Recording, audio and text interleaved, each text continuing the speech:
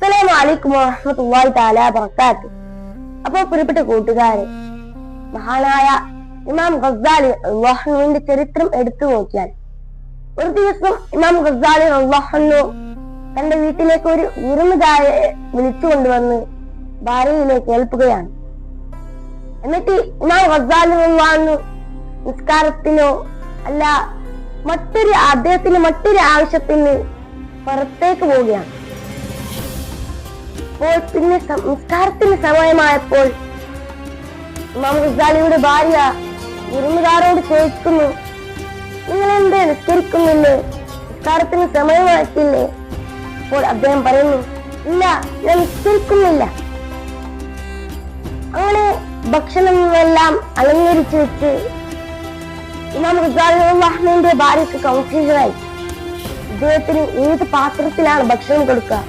ഞാൻ നിസ്കരിക്കാത്തല്ലേ, ഇയാൾക്ക് എങ്ങനെയാണ് ഭക്ഷണം വിളമ്പി കൊടുക്കുക? അങ്ങനെ കൺഫ്യൂഷനായി. അവസാനം ഇമാം ഗസാലിയുടെ ഭാര്യ അദ്ദേഹത്തിന് പട്ടിക്ക് കൊടുക്കുന്ന പാത്രത്തിൽ ഭക്ഷണം കൊടുക്കുകയാണ്. അങ്ങനെ അല്പം സമയത്തിന് ശേഷം ഇബ്നു ഗസാലി വീട്ടിലേക്ക് വരികയാണ്.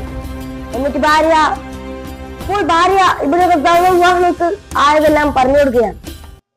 അപ്പോൾ ഗസാലി ഇമാം ഭാര്യയോട് ചോദിക്കുകയാണ്, നീ അദ്ദേഹത്തിന് ഏത് പാത്രത്തിലാണ് ഭക്ഷണം കൊടുത്തത്? അപ്പോൾ ഇമാം ഗസാലി ഇമാമിന്റെ ഭാര്യ പറയുന്നു, ഞാൻ അയാൾക്ക് പട്ടിക്ക് കൊടുക്കുന്ന പാത്രത്തിലാണ് ഭക്ഷണം കൊടുത്തത്. അപ്പോൾ ഇമാം ഗസാലി എന്ത് ചെയ്തെന്നറിയോ? ആ പട്ടി കൊടുക്കുന്ന പാത്രം ചവിട്ടി പൊളിക്കുകയാണ്. കാരണം എന്താ? നിസ്കരിക്കാത്ത ആൾക്ക് പട്ടിയുടെ പാത്രം ചേരും, എന്നാൽ നിസ്കരിക്കാത്ത ആളുടെ പാത്രം പട്ടിക്ക് ചേരില്ല. അപ്പോൾ പ്രിയപ്പെട്ടവരെ, ഞാൻ നിസ്കരിക്കുക, അല്ലാഹു തആല നമ്മളെ നിസ്കരിക്കുന്ന ആളുകളുടെ കൂട്ടത്തിൽ ഉൾപ്പെടുത്തുമാറാവട്ടെ. ഇത്രയും മാത്രം പ്രാർത്ഥിക്കുന്നുണ്ട് എന്റെ വാക്കുകൾ നിർത്തുകയാണ്. അപ്പോൾ പ്രിയപ്പെട്ടവരെ, ഇതേപോലെ ഇനിയും അറിയിക്ക് ലൈക്ക് ആൻഡ് സബ്സ്ക്രൈബ്.